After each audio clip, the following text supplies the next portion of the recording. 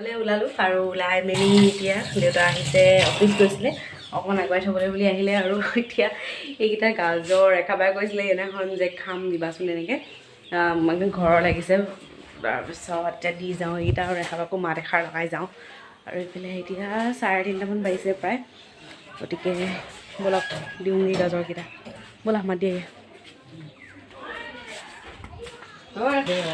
তোমাৰ কাৰণে। Thank U. কোনফালে কেমেৰা এইফালে এইফালে হেৰি আৰু মানে কি ভিডিঅ'টো কৰিছোঁ মানে কি আকৌ লগ পাবও পাৰোঁ বাই চান্স আহিমেই ন, মই নাপাবও পাৰোঁ যদি অহা নহয় ন। অকণমান কান্দি লওঁ।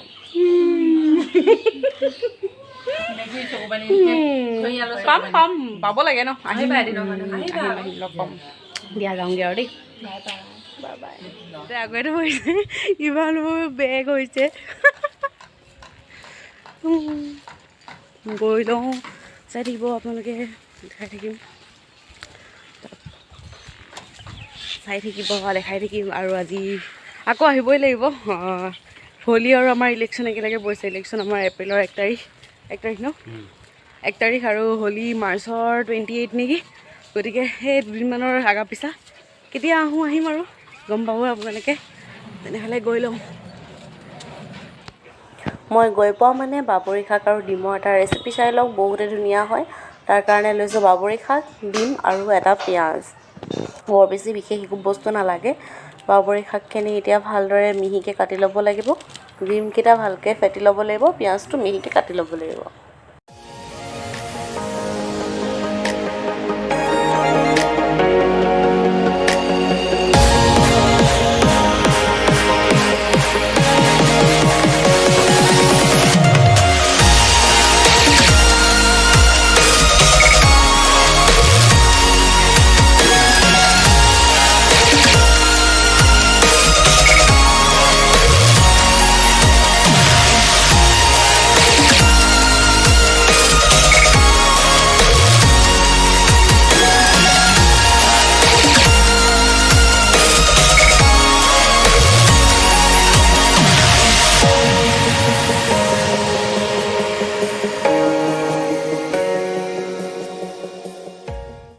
কেৰাহী এখনত তেল দি লৈছোঁ, আৰু বৰ বেছি তেলো নাই দিয়া, যিহেতু শাকখিনি ভাজিব পাৰিলেই হ'ল।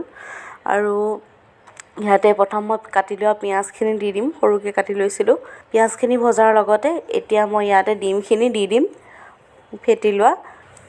শাকখিনি আগতে দিব পাৰি, শাকখিনি দি পিছত ডিমখিনি দি দিলে অলপ গোন্ধোৱাৰ চান্সটো থাকে, আৰু সেইকাৰণে মই আগতে ডিমখিনি দি ভাজি ল'লোঁ ডিমখিনি, তাৰপিছত শাকখিনি দি দিম।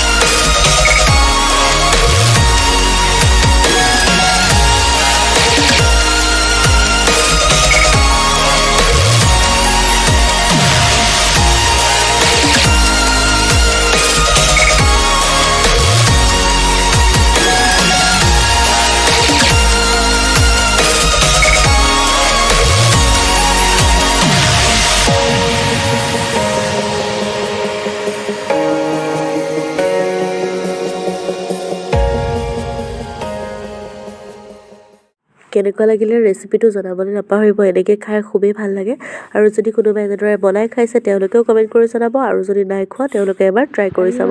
আহি পালোঁ, আৰু আহি পোৱাৰ পাছত ভিডিঅ' কৰা নহ'লে তেনেকৈ। এতিয়া আহিছোঁ জিমলৈ ৰাতিপুৱা 8:30 বাজি গ'ল, আৰু 8:30 বাজি গ'ল গৈ আছোঁ। 1 ঘণ্টামান কৰিম, 9:30 মানত ওলাম। একদম ওলাই মেলি আপোনালোকক লগ পাই আছোঁ। জিমত আৰু একো নেদেখাওঁ, কাৰণ বহুত দিন জিম অহা নাই। ভিডিঅ' কৰিবলৈ হ'লে মোৰ হেৰিটো কমি যাব তাত, চাই থাকিব।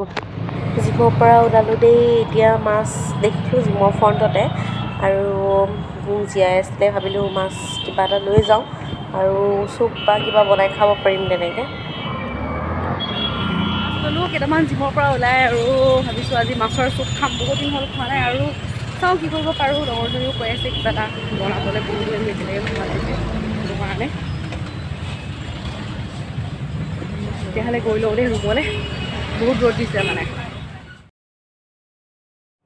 আবেলি সময় অকণমান ওলাই আহিবলৈ মন গ'ল যদিও গাটো বিশেষ ভাল নাছিলে। এতিয়া ৰাতি মই এডিট কৰি আছোঁ, হয়তো ভইচ অভাৰে দিছোঁ কাৰণ বহুত হুলস্থুল আছিলে। এতিয়া মোৰ গা খুবেই বেয়া। এতিয়া শুলোৱেই মই আৰু ভিডিঅ'টো এডিট কৰিছোঁ, কাইলৈ ৰাতিপুৱা আপোনালোকলৈ দি পঠাম।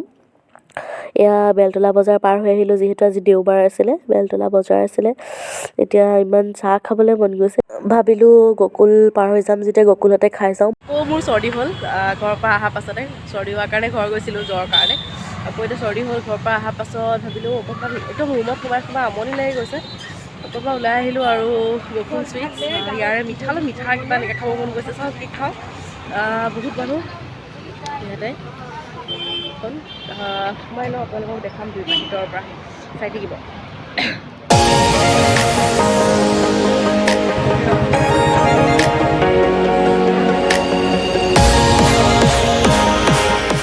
চাহ ল'লোঁ হিমালয়া চামচুম আৰু চাহ লৈছোঁ। চাওঁচোন আৰু কিবা খাব মন গ'লে খাম, আচলতে মিঠা খাবলৈ মন আছিলে, সেইটো কাৰণে খালোঁ। চাহ বনাই আমি কুকাৰ ল'ব লাগে, খুবেই ভাল লাগে। নহ'লে ব্ৰেড টোষ্ট এটা আছে, দেখাম বাৰু সেইটো যদি খাওঁ দেখাম। ইয়াৰ মিঠাইবোৰ খুবেই টেষ্টি হয় আৰু এইটো হৈছে ব্ৰেড টোষ্ট। ভাল লাগে মোৰ খাই আৰু মাজে মাজে মই খাওঁ।